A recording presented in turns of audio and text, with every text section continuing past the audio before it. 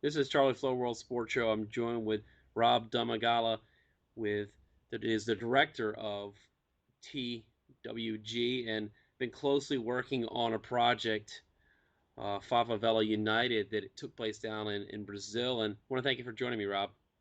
Yeah, thanks for having me, Charlie. Glad you were able to check out the documentary that TSN did and the website that we helped them pull together.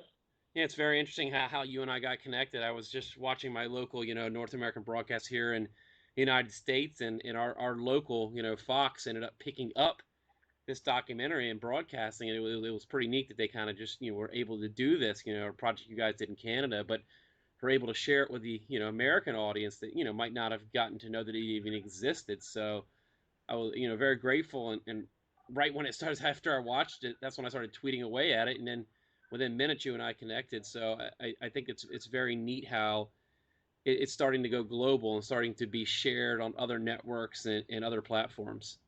Yeah, absolutely. I mean, we were thrilled to hear that TSN had syndicated it to Fox, and that it would get an audience in the United States of America during the Women's World Cup. So it aired here in TSN right when their coverage began, and then a couple days later they confirmed that Fox was going to air it down there. So a lot of our friends in America were able to see it, and the power of social media. There you go. Here we are having a chat. Yeah, exactly. So let's talk a little bit about what the actual documentary is about. It's the favela, if I'm trying to say it right, is the idea of like little like villages, or the idea of Americans say maybe ghettos within Rio.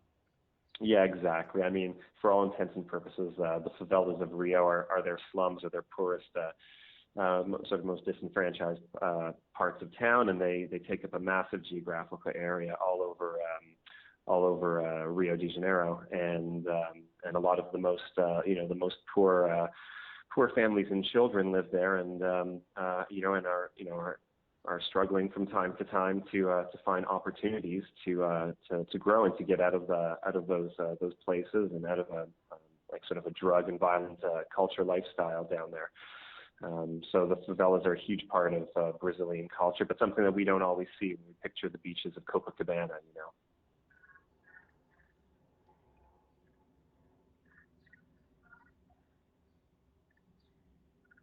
Yeah, that's the part that we mostly see on the broadcast. With Brazil getting to pass World Cup, and the next Olympics in 2016 will be in Rio. So we're always used to seeing the pretty parts of those countries, but we never really, they try to hide those part of the countries. But you guys went in and tried to show us that there are things going on there, and is a girls soccer program, which was eye opener to all of us.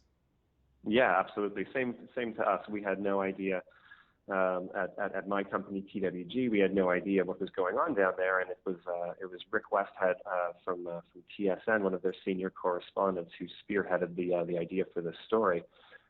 Got a production crew together. I guess did his research and set up the relationships in Brazil to fly a team down and speak to a lot of these girls in this soccer program. And when they came back with the story and the footage that they did, it was an eye opener for my team, and I'm sure for lots of people at the broadcaster as well. You don't just go to Brazil. It's not one of those easy things where you and I are like, hey, we're going to go on vacation to somewhere in the Caribbean. It's safe and nice. But we're talking about Brazil and some of the slums of Brazil that are war zones. Looking at the footage of this documentary, that I'm sure that obviously one of the biggest priorities is protection, and how do we film this without getting ourselves harmed or killed? Yeah, absolutely. Now, obviously, I wasn't part of that filming. I just my team got to help put together the digital story.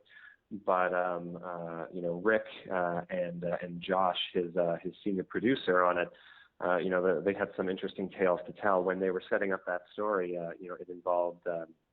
It involved getting security officers to provide a bit of on the ground protection for them. They had to liaise with I'm not sure if like the drug lord is the right term for it, but they have to liaise with some, guys who are in that that rough and ready sort of community down there to ensure that the TSN team was protected, and that the terms of this documentary were well understood by all involved, and that they were guided to the right areas of the favelas at the right times, and didn't get stuck in any of the bad areas at the wrong times. These are neighborhoods where there's drug deals happening on every corner, where the police of Rio are constantly, doing drug busts and takedowns, and these are very, high octane scenarios. Like lots of children are killed by stray bullets there. Lots of people are hurt. Most kids lose their parents to drug violence at a very young age. And the TSN guys had to make sure that their crew was well protected too, as were all the girls that they were spending time talking with, their families, their friends. They wanted to make sure that when they produced this content, they also didn't put any locals in compromising situations. And they created a ton of amazing footage and a lot of great interviews, and they had, there's stories that they could tell you, and things that they saw that they'll never be able to forget, but you also couldn't put on broadcast. So a lot of care was paid, as I understand it, to making sure that everybody involved was safe at all times. There were a couple close calls where there was unrelated violence happening, in close proximity to where they were shooting. But everything worked out okay, and those guys will have a story to tell for quite some time. Yeah, it's a very interesting web page because it's a very unique type of web page where, there's like a whole bunch of different types of graphics, and you focus on. It's interesting to call the girls characters, but this is a non-fictional thing where these are real life people. So these are characters that are existing human beings that are going through these struggles down in Brazil, and some of them have been involved directly with the drug game, whether they've been like a mole or transporter or straight dealing the drugs. But is Jessica's one of the main characters that she's gotten a lot of these girls to believe in, just that empowerment, playing soccer, doing the right things, and helping raise your children, and it's an eye opener to see that the game of soccer can do so much for these young girls. Well, that's just it. Like, it's such a positive story, and it's timely right now with the Women's World Cup happening, but it's also timeless, and insofar as it's generating some awareness, I hope, about these programs for youth and about the situation of youth in Rio specifically. But it's obviously something that I'm sure is replicated in all sorts of countries around the world. What Rick and his team tell the audience, whether you're watching the broadcast documentary or whether you do read through that website, is that this Street Child World Cup program is one that's been going on for a few years, and it pulls together teams of children who are ostensibly homeless or living in third world conditions from countries all over the world, the Philippines, Brazil, other places, for these global soccer tournaments, which is not only a staggering opportunity and has got to be hugely exciting and inspirational for the kids who get to participate, but also provides a certain level of focus for them that they probably wouldn't get exposed to in their daily lives, right? So again, as you mentioned, Jessica, for example, who's the extremely young coach of the Brazilian team here, she was a drug runner for many years, and her mother and one of the other drug lords had to work out a deal to sort of extricate her from that lifestyle, so that she could make time and for this soccer program, and it's fascinating. It's stuff that so many of us, in Canada or in the United States, first world countries, we're privileged to not have to go through a lot of this, and it's really amazing to see that, something as simple as kicking a soccer ball around, right, can get people organized, right, and provide them with a sense of purpose and a sense of importance and value, that they otherwise might not have. And you can see in the footage, whether it's the footage on the website or whether you take time to watch that 12-minute feature that they put together. It is the pride that those girls have when they're playing and practicing, and in the case of the Brazilian team that we're spotlighting here, when they won last year's Street Child World Cup, the pride is really amazing, and they're how happy they are with it is you can feel it. Yeah, it's definitely a thing to build off that these girls have to deal with. The only option sometimes seems to be being a drug dealer or working with the drug lords or that such. But it's with the game of soccer, down in Brazil is it's almost like a second religion. So I'm watching it thinking that even those drug lords, as bad of people they are, they're all still soccer fans. It's when the national team, whether it's the men or women, are playing, they're glued to their TV screens. So it's working with something that they've already accepted as a game that's kind of their national sport. So I'm sure that does factor in a little bit, that to give a leniency to, hey, we're playing the game of soccer, something you guys have probably Yeah. all played in your life.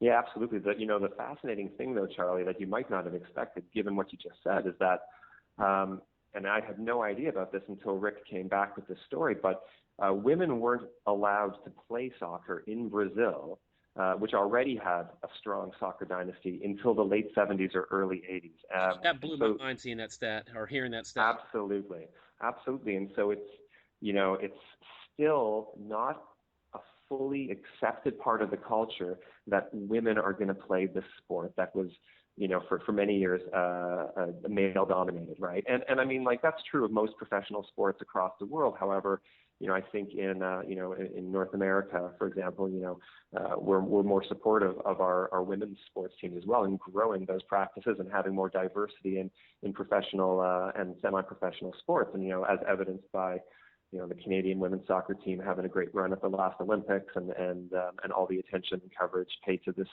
Women's World Cup. Even though Brazilians got a strong side, or rather Brazil has a strong side, Brazilian culture didn't really accept women as soccer players until quite recently, and that's something that these girls still even hear. I believe Tiani, one of the other characters in that the story follows, even mentions that. She calls out the fact that they're still called derogatory names when they play, and there's still a lot of misogyny around the notion of women playing sports. So it's definitely an uphill battle still. But to your point, Charlie, it's absolutely leveraging what seems to be most logically there as an outlet, and hopefully we'll continue to see that grow and be accepted. Yeah, we definitely see that in the World Cup. You see that disparity that, USA and like Canada, when you go against these smaller nations and they just walk right through them. And you have to look at the culture of some of these young girls started playing the game at 15, 16 years old, where in the United States and Canada, I'll talk to national team players in Canada and U.S. and some of them started kicking a ball at 4 and 5 years old, and they've been involved in organized soccer almost like 90% of their life. So Mm-hmm. you want to see that equality, that these young girls at the age of 10, 11, 12 are able to start playing not just street soccer, but like with Jessica, organized, learning how to eat right, how to play right, learning the techniques of the game, and then it Absolutely. transpires on the field. And we've seen Brazil; they have not won a women's World Cup, but they've have one of the best players in the world, which is Marta. And I can't imagine what she went through when she was born at that time when soccer's illegal, and it's more of those, you have to kind of do it on the side, or kind of with your friends, and in the way that some of these males and male chauvinists think that they will physically punish the women, kill them. You've heard about in other countries that just for even wanting to watch the game. I think it was in Saudi Arabia. It was just illegal for women to even go to a soccer game, not alone just play. They couldn't even watch a game. Yeah, exactly. Certainly, there's been some controversy in the news about women's volleyball in some Middle Eastern countries, I believe, and it's still, yeah, in this day and age, it's year 2015. It's hard to imagine that women would face these obstacles anywhere, but obviously they do, and it's something that we all hope that it should be changed, and like the Street Child soccer program here is just one small step in the right direction, but there's obviously a lot more work to do. Yeah, I think the neat part about the Street Child games, that the last one that was in Brazil, where the Brazilian girls won it, but just seeing other countries from around the world come in there, like an African nation, a Caribbean nation, and then the Philippines that they played in the final, that some of these young girls are getting to get on a plane. Some of these girls will never even leave their town, never get to see their country, but just that experience, if that's what it takes to inspire them, that there's a whole world out there. Absolutely, absolutely, and it's great. It's great personal development for sure. Far beyond the actual act of playing, there's the camaraderie that comes with it. The ability to potentially get on that airplane and see another part of the world, and make some connections. I believe it's Tiani.